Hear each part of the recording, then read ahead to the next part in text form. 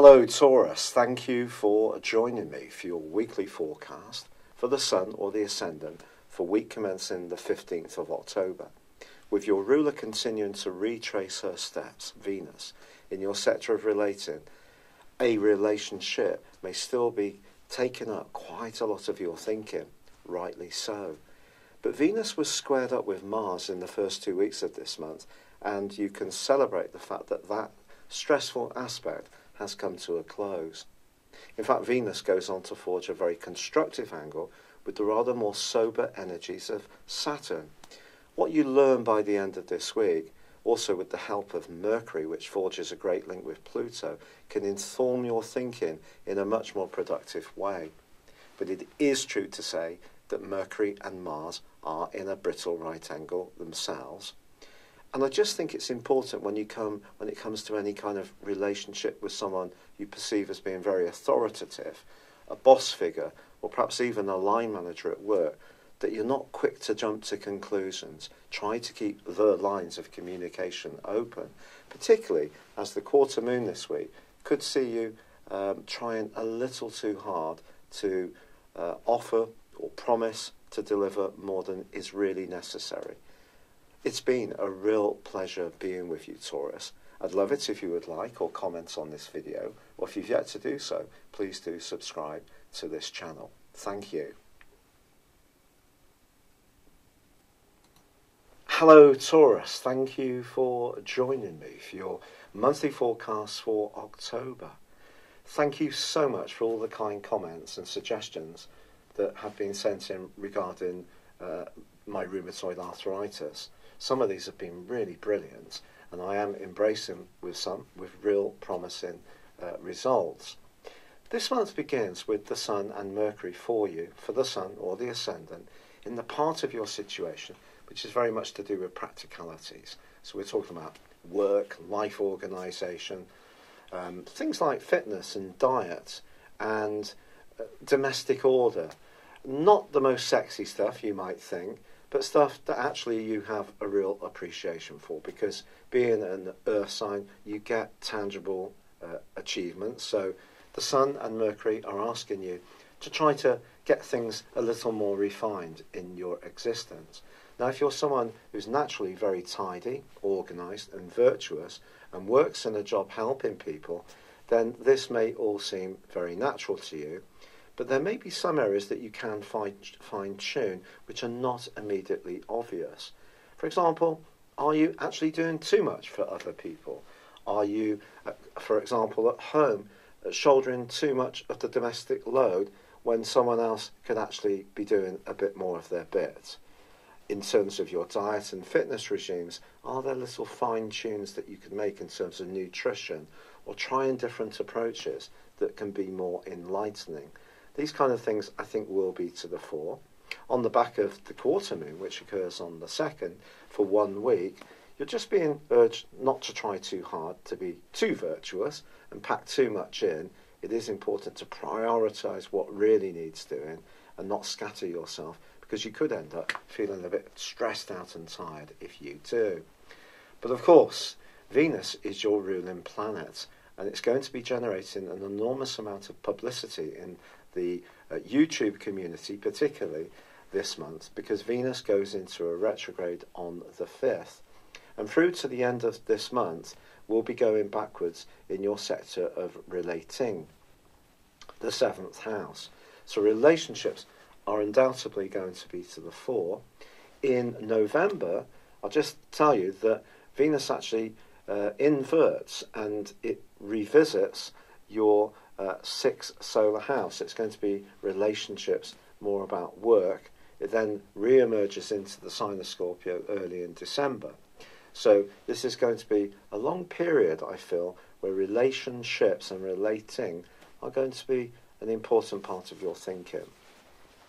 But we also have, in the first 2 weeks of this month, Mars, which of course has been a bit of an aggravant with Uranus in your sign since the 2nd week of May in a right angle. So there's been a bit of a battle going on for you, perhaps within yourself, perhaps within someone that you feel has tried to dominate you too much, been a bit controlling. Could be a job, it could be an organisation, could be a lifestyle, it could be a mindset, but something's being challenged during that period of time. And the great news is that Mars is accelerating now and moving away from the right angle with Uranus. But Uranus is still forging a T-square with the nodal axis with the North Node, the point of destiny in Leo, which is all about your emotional well-being, and also the South Node, which is in the part of your scope to do with your work and how you interact with people in a wider context. Now, this T-square is going to be joined by other influences this month, and I do feel it is very important to mention, because Uranus, right at the very start of your sign, is giving you a little nibble, a little nudge of some dramatic changes that are going to be coming your way from the 6th of March next year, right through till year 2026. This is because Uranus is a radical planet. It's a planet that shakes things up, and it is going to be rewinding for the rest of this year. So this T-square, really, even once the North Node and the nodal axis reverses into Cancer in December, I still think it's going to be activated for you. So it's important to understand the role of Uranus in this, because if you're born in the early degrees of Taurus, you're going to be really feeling this energy very powerfully.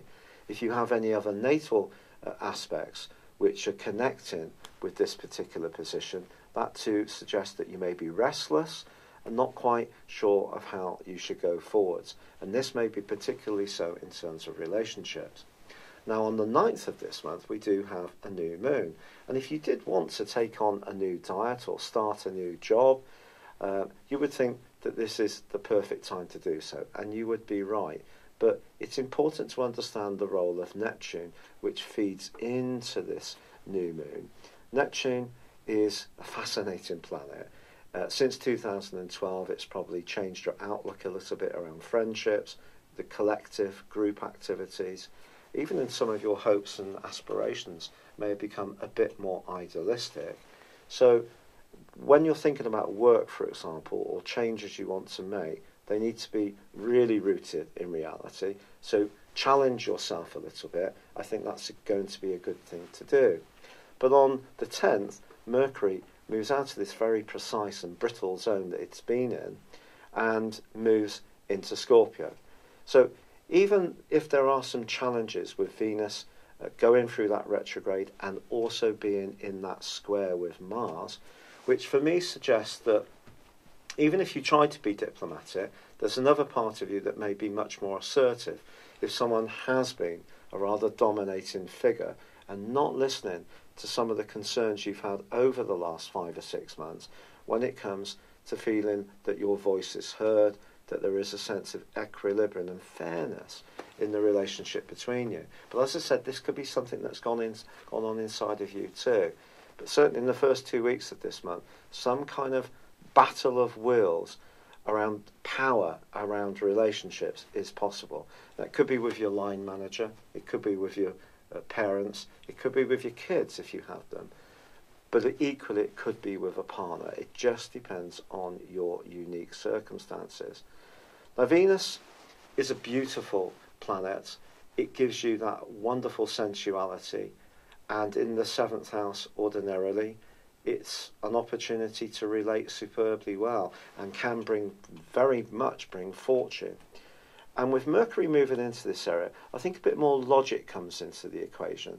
So if there has been some tensions, Mercury will help you to just see things a little bit more objectively. I'm not suggesting that you'll be seeing things subjectively, but all of us can at times be quite emotional. So Mercury moving into this area can help you to just stand back a little bit, see that other people may have very different viewpoints to your own, and help you to acknowledge them even if you don't agree. Whereas in the 6th house, as it was before for the first 9 days, that's more brittle. It's more, they don't agree with me. They're only seeing their only narrow view, but that might be what someone could think about you too, because seeing the big picture when the Sun and Mercury are in the 6th house is a more challenging thing.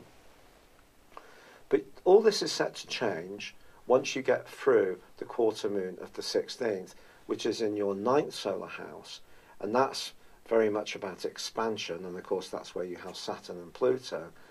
But with its angle to the 6th house, don't promise anything from the 16th for 1 week that you don't have a realistic opportunity to fulfill. So it's very much the time to under-promise and over-deliver. And if there is something you tend to do where you're self-sacrificing, whether it's doing more of the domestic load on a partner, or perhaps tidying up over your kids too much, set some firmer boundaries. Get people to do a bit more for themselves. Even at work, if you're the good guy that always covers everyone else's shifts when they want some time off, well, if it doesn't absolutely suit you, make sure that you're not agreeing to something that ultimately spoils your need to be a free spirit. Because remember, with Uranus in the early part of your sign, and also Saturn in Pluto in your ninth house, which is about adventurism and independence, there is a change that's been going on within you last year since the 20th with Saturn, and of course since 2008 with Pluto, pushing you to be more experimental, to be more open to new ideas, and challenge that side of yourself which loves the status quo, which loves routines, which can be a little set in your ways. Now, the really exciting moment of this month, I think, occurs on the 23rd, because the Sun then arrives to join up with Mercury and also Venus and also Jupiter in the sign of Scorpio, which for you, again, is about relationships. So wonderful, isn't it? And Venus is backtracking to such a point that it then forges a conjunction with the Sun. But the key here, Taurus, is that then they are going to join in with that T-square on that nodal axis with Uranus, so we get a grand fixed cross. Now, fixed energy, as you well know, is very much about stability. It's about sustained effort. It's about sticking there for the long term. But if you put Uranus in there in the mix, and Venus is retrograde, and then the full moon, which occurs on the 26th, is actually going to be combining with Uranus in your sign, you can see that balancing your need to be an individual against what's good for a partnership can reach an explosive point if things aren't flowing very well. Now, the great news, pardon me, the great news is that from the 20th through to the 25th, Mercury is forging a fabulous angle to Pluto. So if you really wanted to talk something through with someone who's very knowledgeable about human dynamics, such as a counsellor or just a wise friend, or go online and do some research, you could have some very penetrative insights during that period of time. Also, although Mars is causing mischief in the first 2 weeks of this month in some ways, it's giving you greater confidence, but perhaps more impatience, it also forges an amazing link in the last 10 days with Pluto, a semi-sextile. And if you can balance the growing knowledge that you're developing with a greater determination, some kind of breakthrough could occur in your career, which is linked to training or travel, entirely possible in the last 10 days of this month. But back to Venus conjunct the Sun. Sometimes it's said when Venus is conjunct Sun that Venus's energy can be diminuted to some degree, so reduced. I don't know that for certain, because it's something I'm still trying to understand in greater detail through the experience of doing people's personal horoscopes. But I would say that in a classical sense, when we put Venus alongside the Sun, we talk about potential, the potential to relate better, to give out an amazing, charismatic vibe. So if you're single, the fact that Uranus is on the other side of the heavens could mean your very uniqueness can be the factor which draws someone to you. So could be potentially very exciting stuff. I think it's more around ongoing relationships, where the politics of the last 5 or 6 months and that square between Uranus and Mars, and then this grand fixed cross that's going to be occurring in the last days of this month, sets up a scenario where something may have to give. It's almost like the plates on a big ship with all the rivets in. As the ship twists in the storms, some rivets can start to pop out. If something's being resisted, the resistance could be within you, it could be within the person you're involved with, It could be the judgment that you're getting from people around you. But the need to change flows against the need to be more harmonising and compromising. If we give all of our energy away to the point that we're not standing up for what's right for us, we diminish ourselves. It's important that we don't lose our identity in being too much of a people pleaser. Now, Mars is there in the 10th house, just reminding you, giving you a little tap on the shoulder saying, look, this is your month to raise your profile, have self-confidence, and if there are some tensions that come in relationships because of this, then so be it. But of course, the reality is that even if we do articulate our view, make a stand, lay down boundaries, sometimes that can be an uncomfortable process. And it depends on the type of Taurus you are. If you're someone who prefers an easy life, doesn't really like confrontation very much, this can be more challenging. If you're someone who will say it as it is, it's about harnessing that, but in a really productive and constructive way. So as this month draws to a close, and we get to Halloween on the 31st, so Mercury pops into the sign of Sagittarius, which for you is very much about understanding not what people are saying, but what people mean, particularly as Mercury in Sagittarius is in detriment. But I feel that there are so many opportunities this month, to be perfectly honest. So although this month may be characterised as being very much a difficult time with Venus in retrograde, and it is true that there could be something in that, I also feel we need to look at those other opportunities to understand better how you relate, to understand better what you need, and most of all, to understand better what other people want from you. But if you're a natural giver, I think this is a month to find your power and your voice. If you tend to be someone who's quite set in your ways, it's a month to be more open to change. If you're someone who likes things very much on your own terms, you could be challenged by someone who would like you to hear where they're coming from more. So it depends on unique circumstances. But Venus retrograde is something to take seriously, but so is that nodal axis, because that's about balancing your emotional needs against the need to be recognised and heard. And if you can get that formula right, by the time the Sun and Venus come together and they go into opposition with Uranus, it could be a time of liberation and excitement, even if the change itself could see you a little bit daunted. But hang in there, because you don't change things very often, and if something is ripe for change, you'll instinctively know there's a reason because of that. Thank you so much for joining me, Taurus. I wish you all the best. I'd love it if you would like or comment on this video, or if you've yet to do so, please do subscribe to this channel. Thank you.